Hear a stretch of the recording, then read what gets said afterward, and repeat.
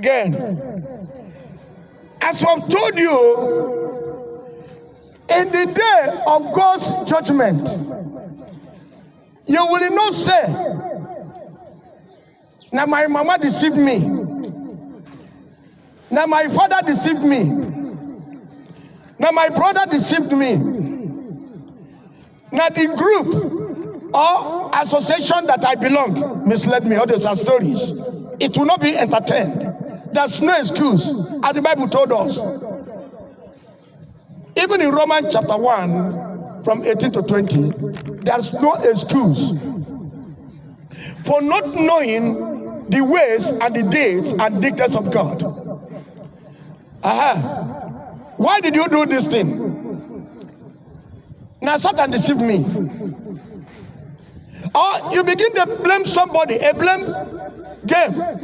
That somebody, my father, now so our lineage, people wake up for our lineage, and so they be foul. It is not true. Look, you are in your own generation. I am in my own generation. Look, in the day of God's judgment, if you look at an aeroplane, that is what is called black box. No matter how aeroplane burn to ashes, yes, they know the manufacturer put it there to record everything that happened in the process, while they were in the air, while they were in the land, what happened. To record it, it is there after the crash of the plane in whatever form. Whether the plane fell inside the waters and what have you, they will go and find it. That's what the scientists are looking for. The cockpit or the black box. They will bring it and take it to computer to lab and play it. They will tell you exactly what happened there. No matter how the plane burned, no matter how the water, it enters into the water, it will not destroy. It was specially prepared for that purpose. Because nobody can now go. All the people inside the plane must have been crushed and burnt to ashes. Nobody will give account of what happened. It is the black box. So your heart is in the presence of God. In that very day, the body has been decomposed and buried and done away. But your heart will stand before the Holy God to talk what he has done while on planet Earth. Somebody said this is true. This word is to be highly accepted. It's a faithful saying and to be completely accepted. So, if you came on planet Earth here, begin to malfunction, begin to put all your blame to any person. Look, it is not true. Because you were told in the earlier time in the book of Proverbs that he had to guide thy heart diligently, because out of it proceeded the issues of life. What are you talking about? You are your own. I am on my own. Yes. When God told them to run away from Sodom and Gomorrah, he told them, that family, run to your dear life. Everyone run for your own dear life. I no go run for your life. You no go run for my life. Even when in Genesis chapter 6, Noah was asked to build an ark.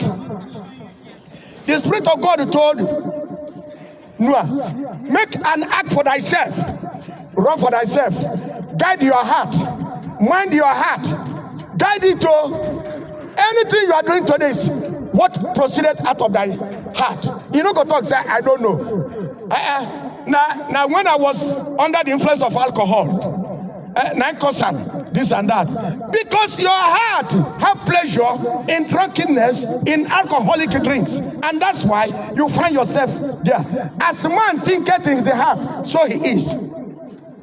So that's why you appear in that way. So your heart is a driving force. Anything you are doing now, wherever you are going now, you have concluded in your heart, this is what I'm going to do. So why? Who is to blame now? Blame yourself. In the day when the prodigal son who asked his father to share his property and give him his own portion. And the father had it, and it was done. He carried the substance and went away to a very far away country. What are we not talking about? He went there in Luke chapter 15 from verse 11 and wasted all the father's money, the resources and what have you, and he went to a piggy farm, a swine, to go and work there so that he can see the remnant from the swine, from the pigs, but he was not finding. But hardship came. But the Bible says when he came to himself, that means when his heart has returned home to him, he said, my father has a lot of hired workers in my father's house. That's what he said to himself. And they have food plenty to chop and remain. Why am I here and languishing and wasting? I will arise and go to my father, and I will tell my father, I have sinned against heaven and against thee. I am no more worthy to be called thy son, but take me one of your hired servants. And the Bible told us that he started the journey because the heart is at work. He have now shifted the heart that was at the left-hand side that made him to be very foolish. He have now switched it to the right side. From left to right, you can make a change. After Jeremiah chapter 8 verse 4, he said, if man they waka and he fall, he not go stand up. If man they waka miss road, he not go find better road. So that because the Ecclesiastes have told us that the foolish man, the heart is always on the left hand side, and the wise that the heart is on the right hand side. You can change. So that's why some will be doing good before you know they change to evil. That means they switch from their heart that was on the right hand side doing good thing as a wise man and turn to a foolish somebody and switch it down to the left hand side. You see? So the prodigal son mixed the faith with work. And the father saw him afar off and ran and meet the father and said, Father, I have sinned against heaven and against thee. I am no more worthy to be called thy son, but take me as one of your hired servants. And the Bible told us the father saw him afar off and ran and met him, put his arms around his shoulder and kissed him and give order, this is my son that was lost and not found. This is my son that was dead and is now alive. Oh mema, oh mema, oh mema, oh mema, oh mema, oh mema, oh mema. Obema o, obema,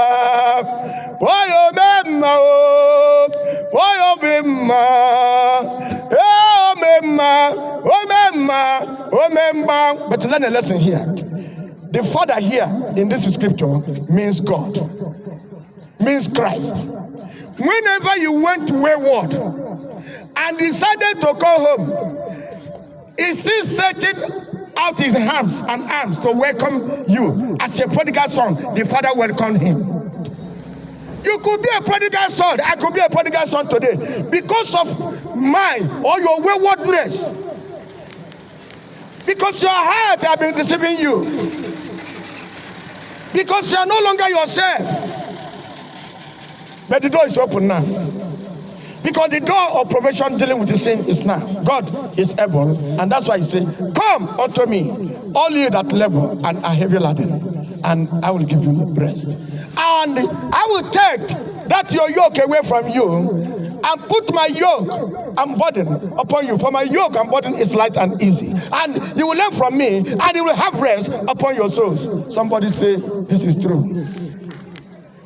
eluigwe na-akọ nsọpụrụ gị Chineke, eluigwe na-akọ nsọpụrụ gị Chineke, ọrụ aka gị nọ na mbara igwe na-egosi, ọrụ aka gị nọ na mbara igwe na-egosi